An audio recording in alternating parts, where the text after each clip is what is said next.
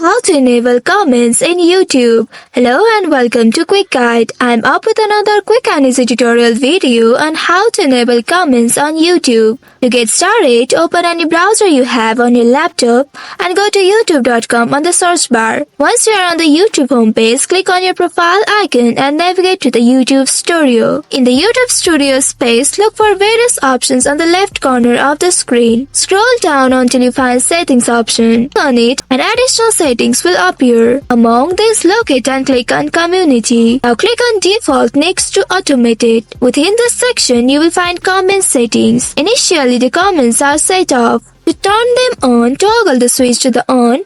Don't forget to click on that Save button to apply the changes. This ensures that the comment on your videos will be controlled according to the chosen permissions. From now on, your videos and posts will get comments as they are open to public now. That's all for today's video. Thanks for watching till the end.